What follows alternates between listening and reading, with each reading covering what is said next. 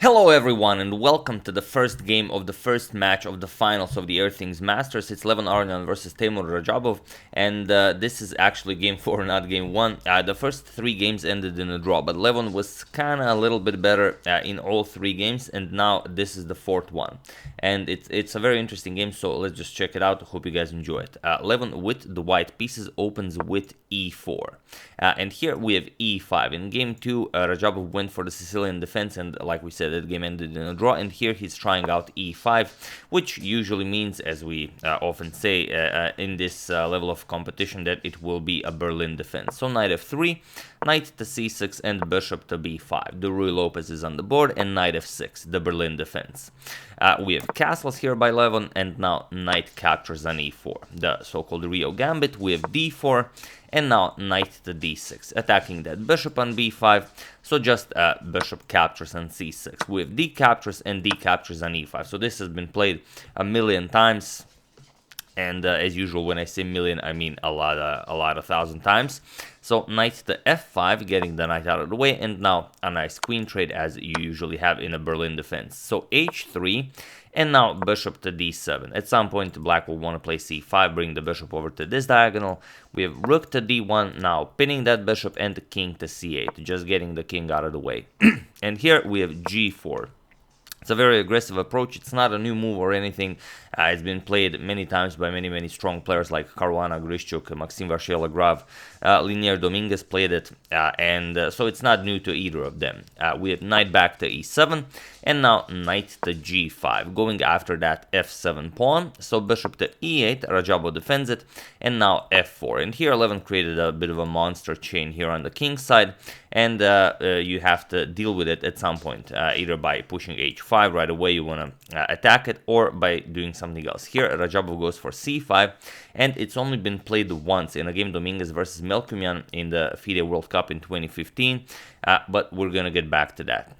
So making room for that light square bishop in the future, knight to c3, and now b6, defending the c5 pawn, and preparing king to b7 at some point so you can bring the rook into the game. And here in the game that we mentioned, Dominguez versus Melkumian from 2015, king to f2 was played, but here we have f5, and it is only as of move 15 that we have a completely new game. So levon really improving his monster pawn chain here on the king side, and Rajabov needs to deal with it. And there are a couple of ways. Of course, you can try and undermine the pawn chain right away with moves like h5, but he goes knight to c6 first, attacks the e5 pawn, trying to bait out e6, and there's nothing wrong with e6. Levon just prefers to keep his options open. He goes bishop to f4, and now knight to d4. Here Rajabov goes for the c2 pawn, and levon needs to figure out what to do here. Does he try and defend the pawn? Does he continue aggressively with with e6, or does he try something even greater? He plays king f2. He gives up the pawn to grab a lot of activity. And while you can capture the pawn, it does come with a bit well, too much play from white. For example, if you capture right away, rook 8 to c1, and now you could have some problems here. For example, if knight to d4, you're just gonna play knight to d5, and now there are some issues here. The c7 pawn is kind of attacked twice. There are already threats like captures here, then you will be able to capture on c7, or just captures on c7 and then captures here, depending on what black plays. So here, instead, after king f2, Rajabov first kicks away one of levon's active pieces, the knight on g5, knight back to f3, and only now knight captures on c2. So Rajabov goes for it. He gives levon activity for the pawn. Rook 8 to c1, and now knight back to b4. Very cold-blooded by Rajabov. We have a3, pushing the knight back, and now knight to c6. And here, knight to d5. Again, there could be some problems here on the c7 pawn if that e6 pawn is pushed. So knight to e7, immediately trading off that knight, and levon, of course, saves it. Knight back to e3. Knight back to c6 by Rajabov. Now probably asking, will levon repeat with knight to c4? Then Rajabov can go back, but levon not interested in a repetition. He goes with f6. And now, again, what do you do here? Your g7 pawn is under attack, and you kind of don't want to capture because you'll mess up your pawn structure. So here, Rajabov grabs control of the e6 square. He plays bishop to d7, just controlling that square here. and now b4 by levon. He really wants to open up the c file to go after the black king, but now there's a bit of a problem here as Rajabov pushes g5, and now the problem is black is just doing well. And another thing is levon has 3 minutes on the clock, whereas Rajabov has some 7 minutes on the clock. So here we have bishop back to g3.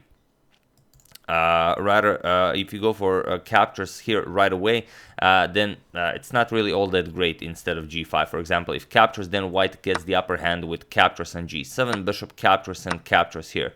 And now this is a very good position for white. This is kind of what levon was going for, and now especially if you capture this pawn here, then e6, and black will have a lot of problems here. So this is levon's plan. However, Rajabov tricked him with g5, just chasing that bishop back, bishop to g3, and now bishop to e6, again grabbing hold of that e6 square. Knight to d8 also gets the job done. So bishop to e6, and now rook to rook to d3, preparing to double rooks on the c file. King to b7. Finally, Rajabov makes room for the rook to enter the game, and rook d to c3. And now, only now, rook to d8. And you don't have to ever worry about b captures on c5, since the bishop guards that pawn, so it's not a problem. So here, knight to f5 by levon. And now a5, putting pressure here on the b4 pawn. We have b5 by levon, and now knight to a7, and now a4. So this is pretty good for white, as that knight is stuck there on a7, not really having any good ways of getting back into the game. If you go here, then these squares are covered by white's pawns, but there is one freeing move for Rajabov, and that is c6.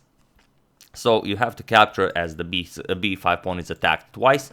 So b captures on c6, knight captures on c6, and now the problem for levon is even greater, is he's down to 20 seconds on the clock, whereas Rajabov has some 5 minutes. And I always have to remind you, since there are new viewers, whenever in this particular tournament, when a player makes a move, he gets a 10 seconds increment. So if you continue making moves, you're not going to run out of time.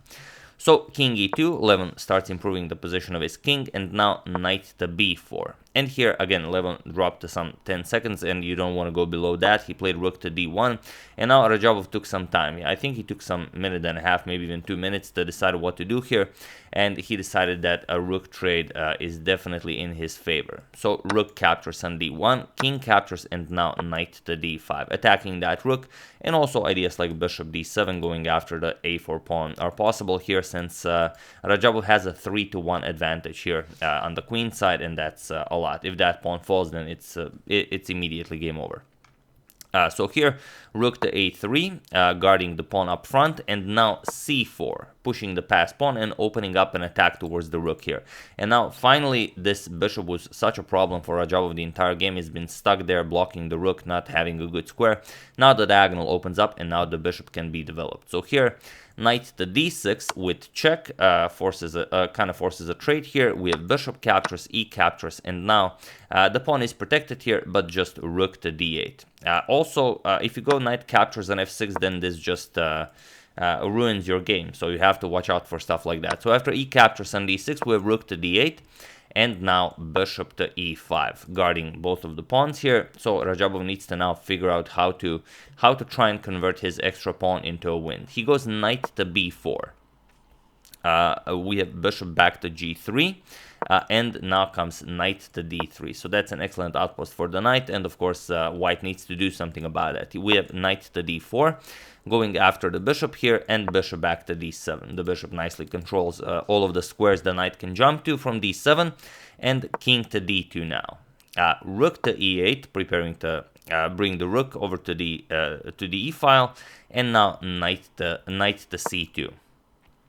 We have knight to c5, sorry, that's a king, and now rook to e3, just going after that trade, but nothing really works here for levon, as that a4 pawn is just going to fall. There's no way to add more defenders here, and now not even trading rooks right away, but rather knight to e4 with check. And now the bishop will fall, so you don't even have to trade rooks. King to c1, and now knight captures on g3. You cannot trade rooks because you have to win back the piece.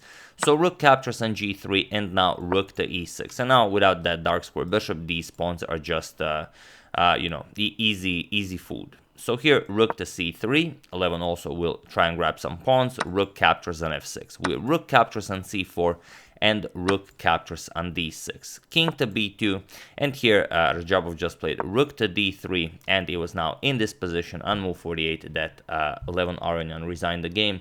And by winning game 4 of their first match, Rajabov wins the first match. So Levon will get his chance tomorrow to equalize and then maybe take the match into tie breaks. But we'll see what happens there. And here you're just down 2 pawns. There's no way to do anything here. You're going to lose this pawn as well.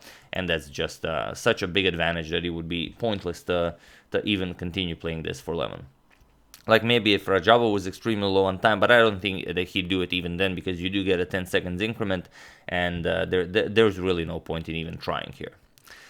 So yeah, tough match for Levon on the first day, but like I said, he was a little bit better in all 3 of the first games, and then Rajabov was able to get a draw, but then in this one he just pushed a little bit too hard, and Rajabov punished him. So Rajabov, like I said, he didn't lose a single game to Dubov. Then he won the last 4 games he played against Dubov, and now he didn't lose a single game to Levon here, and won the last game. So it seems Rajabov, the further he goes into the tournament, he's more and more unbeatable. But we'll see what happens tomorrow. Anything can still happen. So sorry, a bit of a longer outro than usual. I hope you enjoyed that, and I would like to thank Guillermo Rosas, Max Maller, Alan Callahan, Yama Kamyar, and William Fuller for a contribution to my channel. Thank you a lot. I really appreciate it. As usual, you can check 2 of my previous videos here. Thank you all for watching, and I will see you soon. Continuing the coverage of the finals, checking up on your wonderful suggestions, and whatever else happens in the chess world. So thank you all. I will see you soon, and have an excellent rest of your day.